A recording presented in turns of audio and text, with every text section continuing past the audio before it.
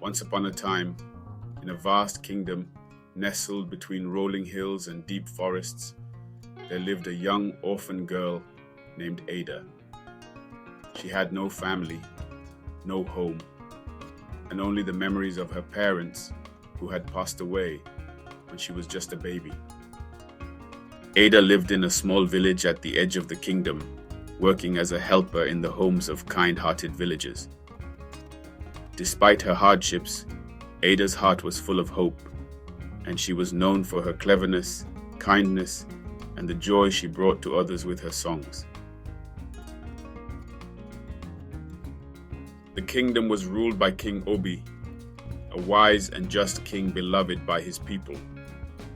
His reign brought prosperity, peace, and harmony to the lands, but even the strongest of kings have their challenges.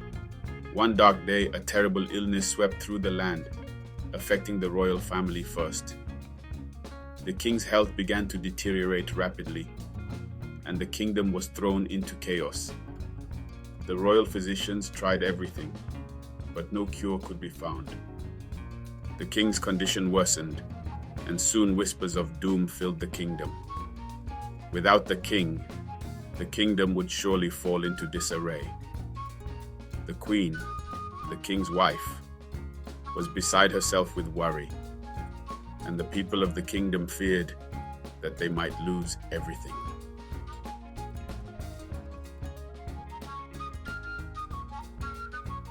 One evening, Ada sat outside her small hut, gazing at the stars.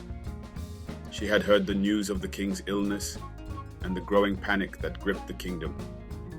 Despite her own hardships, Ada loved her people dearly.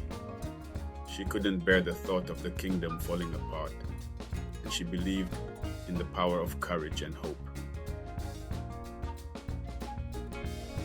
That night, as she sat lost in thought, a mysterious old woman appeared before her.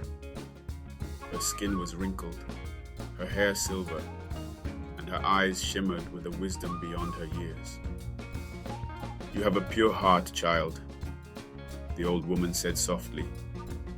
"And sometimes the smallest of people have the power to change the course of history. The king's life is hanging by a thread, but there is a way to save him." Ada listened intently as the old woman explained a secret. There was a hidden herb deep in the heart of the forest, an herb that could heal any illness. But the journey was treacherous, and few who ventured there ever returned. The forest was said to be filled with wild beasts, dangerous traps, and dark magic. "You, Ada, are the one destined to find this herb. The fate of the kingdom rests on your shoulders," the old woman said, her voice firm yet kind. Without hesitation, Ada agreed. She knew that if she did not act, the kingdom she loved would be lost. The next morning, Ada set off into the forest, determined to save King Obi, even if it meant putting her own life at risk. The journey was harder than she ever imagined. The forest was dark and eerie, with shadows that seemed to move on their own. Ada faced many challenges along the way. She crossed raging rivers, climbed steep cliffs, and outwitted wild animals, but she never gave up. Her love for her kingdom and her belief that she could make a difference kept her going. One day, as Ada wandered deeper into the forest, she found herself face to face with a massive lion. It was guarding the entrance to a hidden cave where the magical herb was said to grow. The lion roared menacingly, its eyes glowing like fire, but Ada stood her ground. She remembered the lessons her mother had taught her about bravery and facing fears head on. With a steady voice, she spoke to the lion. "I seek the herb that can save my people. If I must defeat you, I will, but I would rather find a way to make peace." The lion paused, as if considering her words. Finally, it spoke.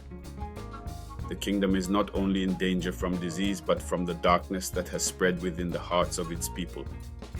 If you wish to save the king, you must promise to restore the kingdom's true heart, its love and unity. Ada nodded solemnly. She knew this was not just a test of strength, but of spirit. "I promise," she said with conviction. Satisfied, the lion slithered away, allowing Ada to enter the cave. She found the herb glowing softly in the darkness, a symbol of hope.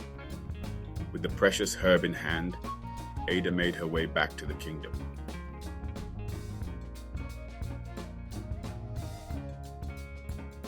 When she returned, the people were overjoyed to see her. She rushed to the palace and handed the herb to the royal physicians. They prepared a potion with it, and the king drank it as he lay in his bed, barely holding on to life. Miraculously, the king's health began to improve.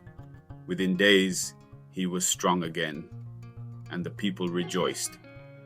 But Ada's journey was not over. True to her word, she worked tirelessly to help the kingdom heal. She spoke to the people, reminding them of their shared humanity, their unity, and the love that bound them all together. Slowly, the kingdom's heart was restored, and peace returned. King Obi, forever grateful, called Ada to the palace and made her his trusted advisor. He recognized the strength, courage, and wisdom she had shown, and declared her a hero of the kingdom. From that day forward, Ada was no longer just an orphan. She became a symbol of hope, a reminder that even in the darkest of times, the light of courage and love could guide the way. And the kingdom, once again thriving, flourished under her guidance, united as one. The people never forgot the orphan girl who saved them all, and Ada's name was forever etched in the heart of the kingdom.